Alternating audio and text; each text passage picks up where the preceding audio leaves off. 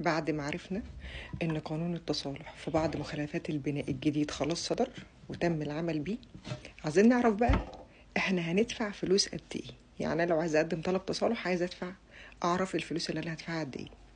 اولا السلطه المختصه هتحدد قيمه سعر المتر في التصالح على حسب مكان الارض ومتوفر ليها خدمات ولا لا.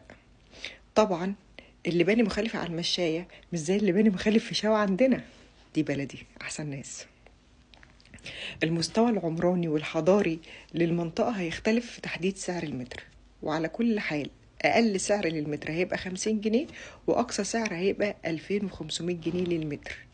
ولو كان سبق ونزل قبل كده لحضرتك لجنة وحددت سعر المتر هيتاخد بيها على سبيل الاسترشاد، لأن كان في قانون للتصالح سنة 2019 اللي الناس قدمت فيه ودفعت مقابل التصالح أو جدية التصالح، والقانون ده اتلغى طبعا بالقانون الجديد، بس في بعض حاجات هيتاخد منه، ومنها تحديد سعر المتر للناس اللي نزلت لها لجنة وفعلا حدد لها سعر المتر.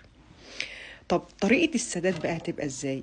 اولا اللي هيقدم طلب تصالح ويتوافق عليه خلال 60 يوم من تاريخ اختارك بالتصالح المفروض انت تدفع بقية مقابل التصالح بتاعك.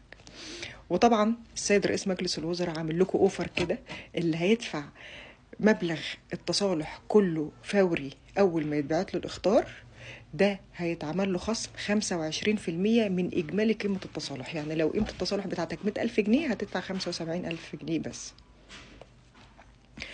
أما بقى لو أنت عايز تقسط قيمة التصالح دي ينفع تقدم طلب تقسيط لمدة 5 سنين، بس هتدفع سعر فايدة 7%. لو هتقسط مبلغ التصالح وكانت الأقساط أكتر من 3 سنين. طب لو أنا كان عليا قضية وجا عليا اتحكم بغرامة ودفعت الغرامة دي في المحكمة، قيمة الغرامة دي هتتخصم من قيمة التصالح.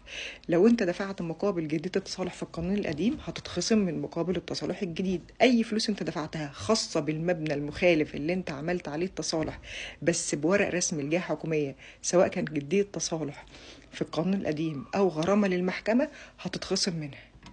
بس سؤال، الأحسن ليا لو أنا عامل طلب تصالح أدفع فلوس التصالح كلها على بعضها فوري واستفيد بالخصم 25%، ولا أدفعها بالتقسيط على 5 سنين وأدفع فايدة 7%؟ بس نفكر صح قبل ما نجاوب. طبعا مش هينفع أجاوب عشان أنا بحب العيش بس ما بحبش الحلاوة.